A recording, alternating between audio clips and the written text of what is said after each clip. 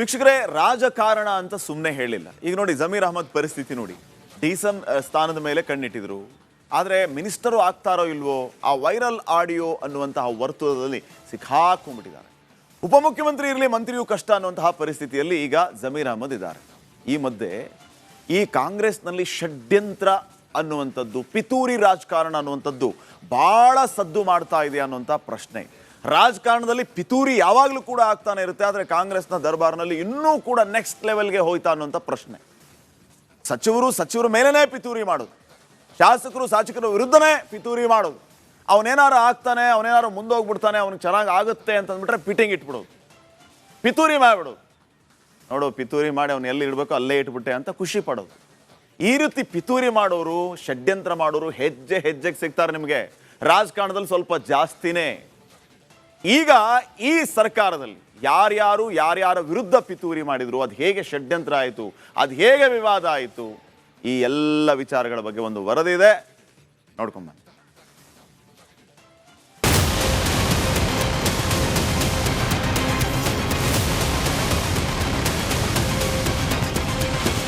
ಐದು ಗ್ಯಾರಂಟಿಗಳನ್ನ ಘೋಷಣೆ ಮಾಡಿ ಅಧಿಕಾರಕ್ಕೆ ಬಂದ ಸಿದ್ದರಾಮಯ್ಯ ಸರ್ಕಾರ 3 ವರ್ಷಗಳನ್ನ ಪೂರೈಸಿದ ನಂತರ ಈಗ ಟೀಕೆ ದರ್ಬಾರ್ ಶುರುವಾಗಲು ದಿನಗಣನೆ ಶುರುವಾಗಿದೆ. ಈ ಮಧ್ಯೆ ಈ ಕಾಂಗ್ರೆಸ್ ಸರ್ಕಾರದಲ್ಲಿ ಬರೀ ಪಿತೂರಿಗಳೇ ಹೆಚ್ಚು ಸದ್ದು ಮಾಡಿದ್ವಾ ಎಂಬ ಪ್ರಶ್ನೆ ಕಾಡದಿರುವುದು.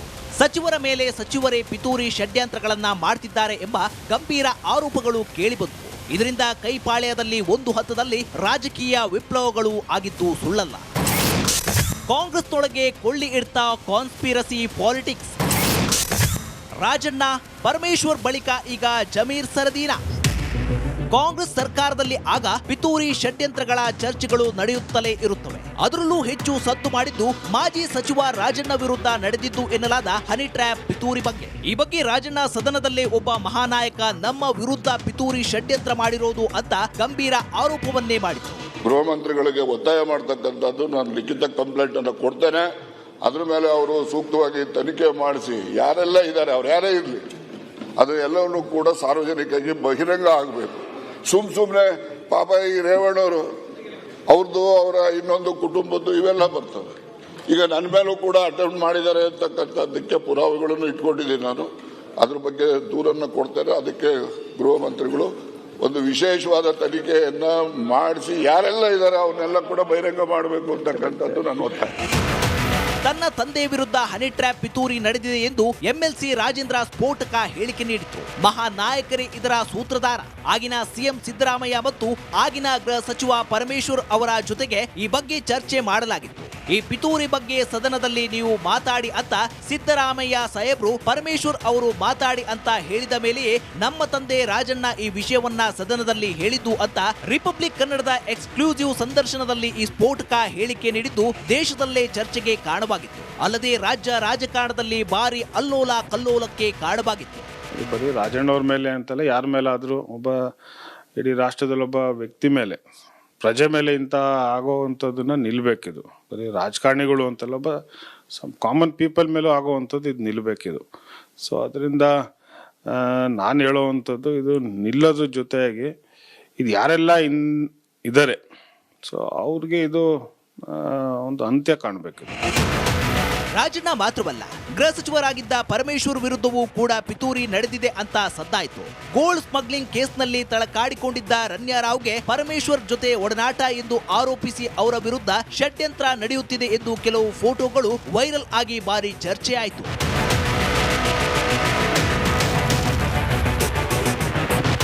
ಇನ್ನು ಸಿದ್ದರಾಮಯ್ಯರ ಆಪ್ತರುವಾರಿ ಅಬಕಾರಿ ಸಚಿವರಾಗಿದ್ದ ಆರ್.ಬಿ. ತಿಮ್ಮಾಪುರ್ ವಿರುದ್ಧವೂ ಲಂಚದ ಬಾಂಬ್ ಸಿಡಿಸಲಾಯಿತು.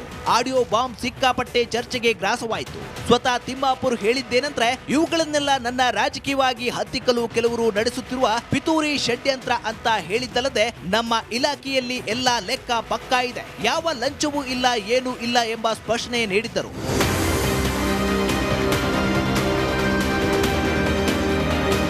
ಈಗ ಲೇಟೆಸ್ಟ್ ಆಗಿ ಕಾಂಗ್ರೆಸ್ನಲ್ಲಿ ಕೇಳಿ ಬರುತ್ತಿರುವ ಮತ್ತೊಂದು ಪಿತೂರಿ ಯಾವುದು ಅಂದ್ರೆ ಜಮೀರ್ ವಿರುದ್ಧ ಆಡಿಯೋ ಬಾಂಬ್.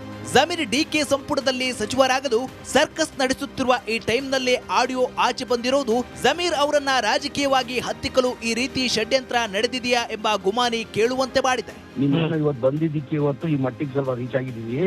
ನಿನ್ನ ಎಂಟ್ರಿಯಿಂದ ಒಂದ್ 3 ಸಾಲ ಗೆಲ್ಬಹುದು, ಅದು ಕ್ರೆಡಿಟ್ ನಿಮ್ಗೆ ಹೋಗೋದು. ನಾನು ಪ್ರೆಸ್ ಮಾಡಿ ಹೇಳ್ತೀನಿ, ನಾನು ರಿಸಲ್ಟ್ ದಿನ ಪ್ರೆಸ್ ಮಾಡಿ ಹೇಳ್ತೀನಿ. ನಾನು ಜಮೀರಿಂದಾನೇ ಗೆದ್ದಿದ್ದಂತ ಹೇಳ್ತೀನಪ್ಪ. ಸ್ವಲ್ಪ ದಯಮಾಡಿದೆಲ್ಲ ಅರೇಂಜ್ ಮಾಡಪ್ಪ, ಸ್ವಲ್ಪ ತಗೊಳಕ್ಕೆ ಹೆಂಗ್ ಮಾಡಕ್ ಆಗ್ತದೆ ಸರ್? ಎಲ್ಲ ಈ ಟೈಮಲ್ಲಿ ಹೆಂಗ್ ಮಾಡಕ್ ಸಾಧ್ಯ? ಅದು ನೋಡ್ತೀನಿ ನಾನು ರೊಕ್ಕ ಫೋನ್. ಒಟ್ಟಿನಲ್ಲಿ ಈ ರೀತಿ ಒಬ್ಬರ ಮೇಲೆ ಒಬ್ಬರು ಪಿತೂರಿ ಮಾಡುತ್ತಾ ರಾಜಕೀಯವಾಗಿ ಹತ್ತಿಕ್ಕುವ ಕೆಲಸ ಆಗ್ತಿದೆ ಹೊರತು ಅಭಿವೃದ್ಧಿ ಬಗ್ಗೆಯಾಗಲಿ ಜನಹಿತದ ಬಗ್ಗೆಯಾಗಲಿ ಈ ಕಾಂಗ್ರೆಸ್ ಸರ್ಕಾರಕ್ಕೆ ಕಿಂಚಿತ್ತೂ ಕಾಳಜಿ ಇಲ್ಲ ಎಂಬುದು ಜನಸಾಮಾನ್ಯರ ಅಂಬೋಣವಾಗಿದೆ. ಶ್ರೀಪಾದ್ ಪಾಟೀಲ, ರಿಪಬ್ಲಿಕ್ ಕನ್ನಡ. ವೀಕ್ಷಕರೇ, ರಾಜಕಾರಣ ಅಂತ ಸುಮ್ಮನೆ ಹೇಳಿಲ್ಲ. ಈಗ ನೋಡಿ, ಜಮೀರ್ ಅಹಮದ್ ಪರಿಸ್ಥಿತಿ ನೋಡಿ. ಡಿಸಂ ಸ್ಥಾನದ ಮೇಲೆ ಕಣ್ಣಿಟ್ಟಿದ್ರು. ಆದರೆ ಮಿನಿಸ್ಟರು ಆಗ್ತಾರೋ ಇಲ್ವೋ, ಆ ವೈರಲ್ ಆಡಿಯೋ ಅನ್ನುವಂತಹ ವರ್ತುಲದಲ್ಲಿ ಸಿಕ್ಕಾಕೊಂಡ್ಬಿಟ್ಟಿದ್ದಾರೆ. ಉಪಮುಖ್ಯಮಂತ್ರಿ ಇರಲಿ, ಮಂತ್ರಿಯೂ ಕಷ್ಟ ಅನ್ನುವಂತಹ ಪರಿಸ್ಥಿತಿಯಲ್ಲಿ ಈಗ ಜಮೀರ್ ಅಹಮದ್ ಇದ್ದಾರೆ. ಈ ಮಧ್ಯೆ ಈ ಕಾಂಗ್ರೆಸ್ನಲ್ಲಿ ಷಡ್ಯಂತ್ರ ಅನ್ನುವಂಥದ್ದು, ಪಿತೂರಿ ರಾಜಕಾರಣ ಅನ್ನುವಂಥದ್ದು ಭಾಳ ಸದ್ದು ಮಾಡ್ತಾ ಇದೆ ಅನ್ನುವಂಥ ಪ್ರಶ್ನೆ. ರಾಜಕಾರಣದಲ್ಲಿ ಪಿತೂರಿ ಯಾವಾಗಲೂ ಕೂಡ ಆಗ್ತಾನೆ ಇರುತ್ತೆ, ಆದರೆ ಕಾಂಗ್ರೆಸ್ನ ದರ್ಬಾರ್ನಲ್ಲಿ ಇನ್ನೂ ಕೂಡ ನೆಕ್ಸ್ಟ್ ಲೆವೆಲ್ಗೆ ಹೋಯ್ತಾ ಅನ್ನುವಂಥ ಪ್ರಶ್ನೆ.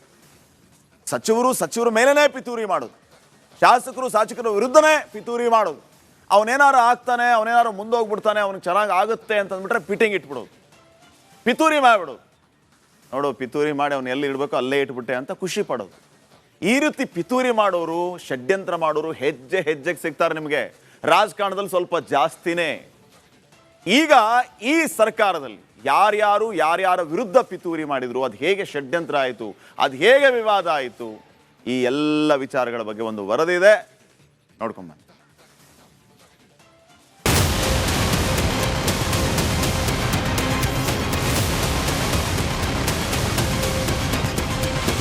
5 ಗ್ಯಾರಂಟಿಗಳನ್ನ ಘೋಷಣೆ ಮಾಡಿ ಅಧಿಕಾರಕ್ಕೆ ಬಂದ ಸಿದ್ದರಾಮಯ್ಯ ಸರ್ಕಾರ 3 ವರ್ಷಗಳನ್ನ ಪೂರೈಸಿದ ನಂತರ ಈಗ ಟೀಕೆ ದರ್ಬಾರ್ ಶುರುವಾಗಲು ದಿನಗಣನೆ ಶುರುವಾಗಿದೆ.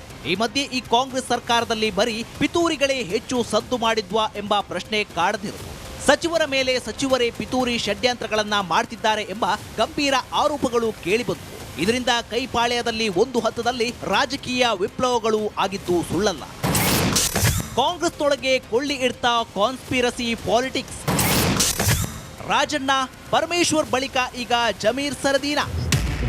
ಕಾಂಗ್ರೆಸ್ ಸರ್ಕಾರದಲ್ಲಿ ಆಗ ಪಿತೂರಿ ಷಡ್ಯಂತ್ರಗಳ ಚರ್ಚೆಗಳು ನಡೆಯುತ್ತಲೇ ಇರುತ್ತವೆ. ಅದರಲ್ಲೂ ಹೆಚ್ಚು ಸದ್ದು ಮಾಡಿದ್ದು ಮಾಜಿ ಸಚಿವ ರಾಜಣ್ಣ ವಿರುದ್ಧ ನಡೆದಿದ್ದು ಎನ್ನಲಾದ ಹನಿ ಟ್ರ್ಯಾಪ್ ಪಿತೂರಿ ಬಗ್ಗೆ. ಈ ಬಗ್ಗೆ ರಾಜಣ್ಣ ಸದನದಲ್ಲೇ ಒಬ್ಬ ಮಹಾನಾಯಕ ನಮ್ಮ ವಿರುದ್ಧ ಪಿತೂರಿ ಷಡ್ಯಂತ್ರ ಮಾಡಿರೋದು ಅಂತ ಗಂಭೀರ ಆರೋಪವನ್ನೇ ಮಾಡಿದ್ರು. ಗೃಹ ಮಂತ್ರಿಗಳಿಗೆ ಒತ್ತಾಯ ಮಾಡತಕ್ಕಂಥದ್ದು ನಾನು ಲಿಖಿತ ಕಂಪ್ಲೇಂಟ್ ಅನ್ನು ಕೊಡ್ತೇನೆ. ಅದ್ರ ಮೇಲೆ ಅವರು ಸೂಕ್ತವಾಗಿ ತನಿಖೆ ಮಾಡಿಸಿ ಯಾರೆಲ್ಲ ಇದ್ದಾರೆ, ಅವ್ರು ಯಾರೇ ಇರಲಿ, ಅದು ಎಲ್ಲವನ್ನೂ ಕೂಡ ಸಾರ್ವಜನಿಕರಿಗೆ ಬಹಿರಂಗ ಆಗಬೇಕು. ಸುಮ್ಮನೆ ಪಾಪ ಈ ರೇವಣ್ಣವರು ಅವ್ರದ್ದು, ಅವರ ಇನ್ನೊಂದು ಕುಟುಂಬದ್ದು ಇವೆಲ್ಲ ಬರ್ತವೆ. ಈಗ ನನ್ನ ಮೇಲೂ ಕೂಡ ಅಟೆಂಪ್ಟ್ ಮಾಡಿದ್ದಾರೆ ಅಂತಕ್ಕಂಥದ್ದಕ್ಕೆ ಪುರಾವೆಗಳನ್ನು ಇಟ್ಕೊಂಡಿದ್ದೀನಿ ನಾನು. ಅದ್ರ ಬಗ್ಗೆ ದೂರನ್ನು ಕೊಡ್ತೇನೆ. ಅದಕ್ಕೆ ಗೃಹ ಮಂತ್ರಿಗಳು ಒಂದು ವಿಶೇಷವಾದ ತನಿಖೆಯನ್ನ ಮಾಡಿಸಿ ಯಾರೆಲ್ಲ ಇದ್ದಾರೆ ಅವನ್ನೆಲ್ಲ ಕೂಡ ಬಹಿರಂಗ ಮಾಡಬೇಕು ಅಂತಕ್ಕಂಥದ್ದು ನನ್ನ ಒತ್ತಾಯ. ತನ್ನ ತಂದೆ ವಿರುದ್ಧ ಹನಿ ಟ್ರ್ಯಾಪ್ ಪಿತೂರಿ ನಡೆದಿದೆ ಎಂದು ಎಂಎಲ್ಸಿ ರಾಜೇಂದ್ರ ಸ್ಫೋಟಕ ಹೇಳಿಕೆ ನೀಡಿದ್ರು. ಮಹಾನಾಯಕರೇ ಇದರ ಸೂತ್ರಧಾರ. ಆಗಿನ ಸಿಎಂ ಸಿದ್ದರಾಮಯ್ಯ ಮತ್ತು ಆಗಿನ ಗೃಹ ಸಚಿವ ಪರಮೇಶ್ವರ್ ಅವರ ಜೊತೆಗೆ ಈ ಬಗ್ಗೆ ಚರ್ಚೆ ಮಾಡಲಾಗಿತ್ತು.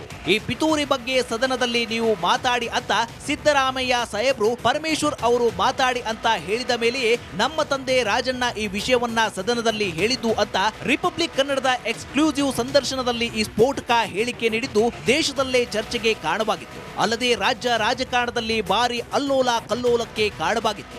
ಬರೀ ರಾಜಣ್ಣವ್ರ ಮೇಲೆ ಅಂತಲ್ಲ, ಯಾರ ಮೇಲಾದ್ರೂ ಒಬ್ಬ ಇಡೀ ರಾಷ್ಟ್ರದಲ್ಲಿ ಒಬ್ಬ ವ್ಯಕ್ತಿ ಮೇಲೆ, ಪ್ರಜೆ ಮೇಲೆ ಇಂಥ ಆಗೋವಂಥದ್ದನ್ನ ನಿಲ್ಬೇಕಿದು. ಬರೀ ರಾಜಕಾರಣಿಗಳು ಅಂತಲ್ಲ, ಒಬ್ಬ ಕಾಮನ್ ಪೀಪಲ್ ಮೇಲೂ ಆಗೋವಂಥದ್ದು ಇದು ನಿಲ್ಬೇಕಿದು. ಸೊ ಅದರಿಂದ ನಾನು ಹೇಳೋವಂಥದ್ದು, ಇದು ನಿಲ್ಲೋದ್ರ ಜೊತೆಯಾಗಿ ಇದು ಯಾರೆಲ್ಲ ಇದ್ದಾರೆ, ಸೊ ಅವ್ರಿಗೆ ಇದು ಒಂದು ಅಂತ್ಯ ಕಾಣಬೇಕಿದೆ. ರಾಜಣ್ಣ ಮಾತ್ರವಲ್ಲ, ಗೃಹ ಸಚಿವರಾಗಿದ್ದ ಪರಮೇಶ್ವರ್ ವಿರುದ್ಧವೂ ಕೂಡ ಪಿತೂರಿ ನಡೆದಿದೆ ಅಂತ ಸದ್ದಾಯಿತು. ಗೋಲ್ಡ್ ಸ್ಮಗ್ಲಿಂಗ್ ಕೇಸ್ನಲ್ಲಿ ತಳಕಾಡಿಕೊಂಡಿದ್ದ ರಣ್ಯಾರಾವ್ಗೆ ಪರಮೇಶ್ವರ್ ಜೊತೆ ಒಡನಾಟ ಎಂದು ಆರೋಪಿಸಿ ಅವರ ವಿರುದ್ಧ ಷಡ್ಯಂತ್ರ ನಡೆಯುತ್ತಿದೆ ಎಂದು ಕೆಲವು ಫೋಟೋಗಳು ವೈರಲ್ ಆಗಿ ಭಾರಿ ಚರ್ಚೆಯಾಯಿತು.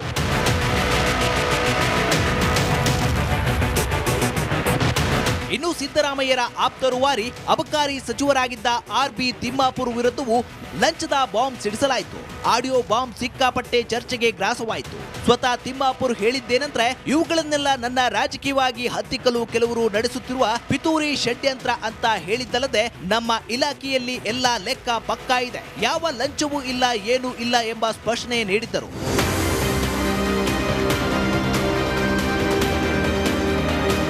ಈಗ ಲೇಟೆಸ್ಟ್ ಆಗಿ ಕಾಂಗ್ರೆಸ್ನಲ್ಲಿ ಕೇಳಿ ಬರುತ್ತಿರುವ ಮತ್ತೊಂದು ಪಿತೂರಿ ಯಾವುದು ಅಂದ್ರೆ ಜಮೀರ್ ವಿರುದ್ಧ ಆಡಿಯೋ ಬಾಂಬ್.